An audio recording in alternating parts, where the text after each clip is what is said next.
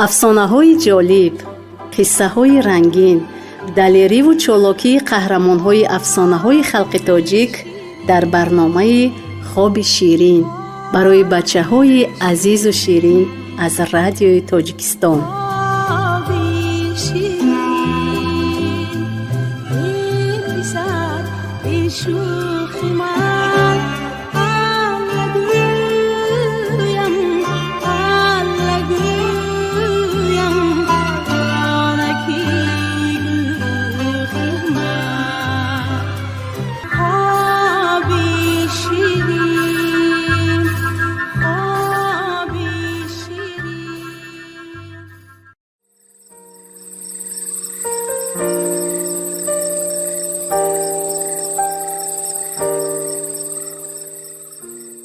سلام اصلاکانی بیبی.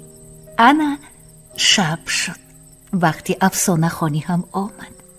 این شب من برایتان از کتاب افسانه های خلق تاجیک افسانه دیگچه شورلپزک را میخوانم. آماده اید؟ با دقت باشید. یک وقتها در یک ده دو یتیم بچه، یک دختر و یک پسر میزیستند. روزی آنها بسیار گرسنه ماندند، اما چیزی نبود که خورند.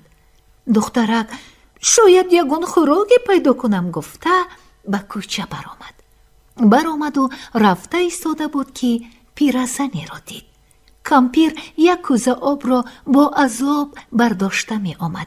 دخترک دویده رفته مادر جان من به شما یاری می دهم گفته کوزه آب را از دست پیرزن گرفت.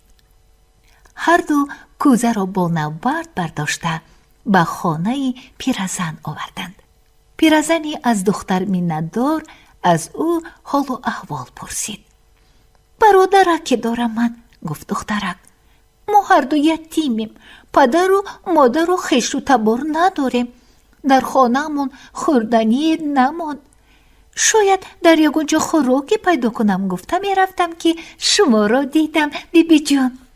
پیرزن به او یک دیگچه داد و گفت این دیگچه عجایب، اگر برای دسترخوان مانده دیگچه شورلپز گویی، در حال چقدر خواهی شوله میپزد.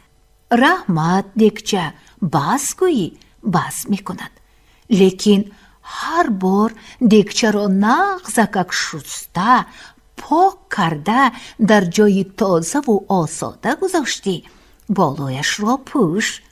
اگر همی خیل نکنی دیگچه غیب میزند. دخترک شاد شده دیگچه را گرفته دوان به خانه‌شان آمد. خواهر و برادر هرگاه که گرسنه ماندند دیگچه را برای دسترخوان میگذاشتند و میگفتند دیگچه شوله پس. دیگچه فی الحال پر از شوله میشد.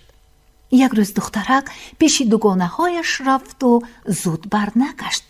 پسرک بسیار گرسنه مانده خواهرش را انتظار شده نتوانسته دیگچه را برای دسترخوان گذاشت و دیگچه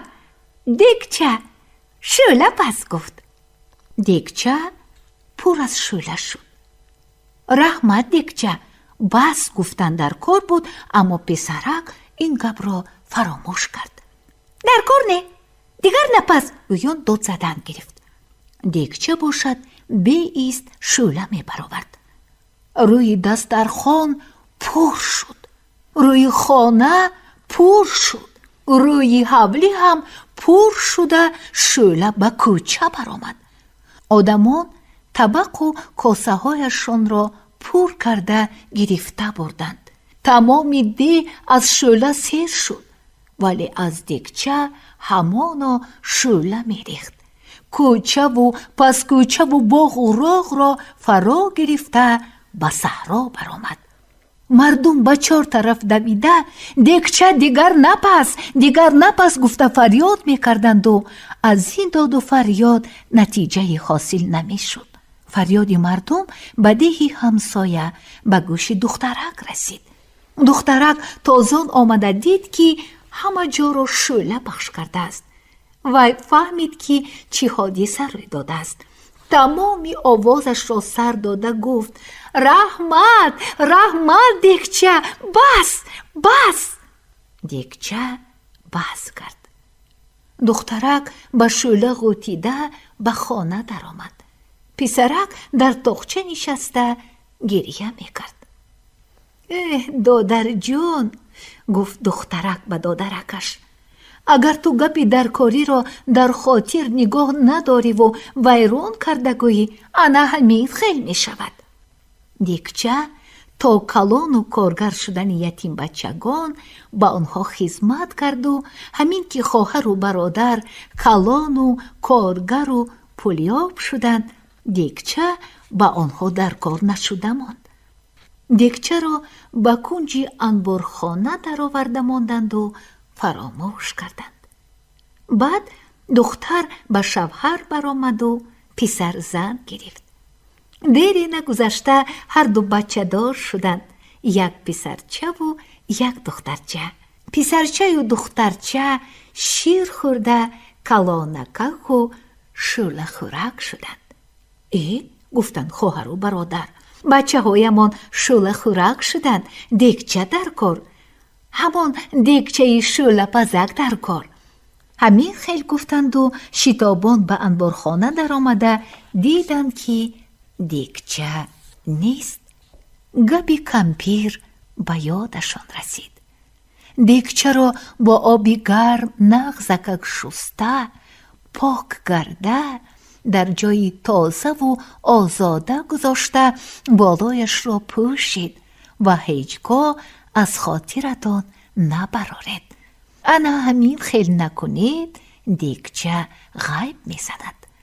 غیب زده بود دیگچه. خواهر و برادر از کرده پشیمان شدند. آره، عاقل نکند کاری که آرد پشیمانی. انا اصلکانی بیبی. افسانه هم به آخر رسید. برای یکایک شما خواب شیرین خواهانم. با شما بودم بیبی شما براحت بانو. خواب شیرین اصلکانی من.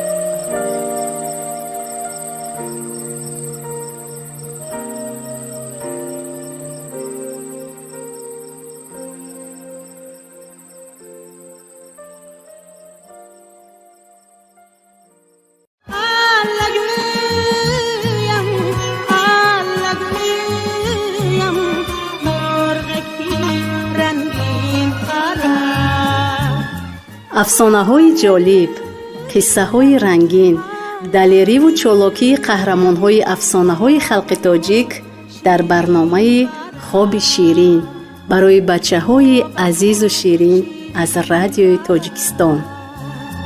خوابتان شیرین برد.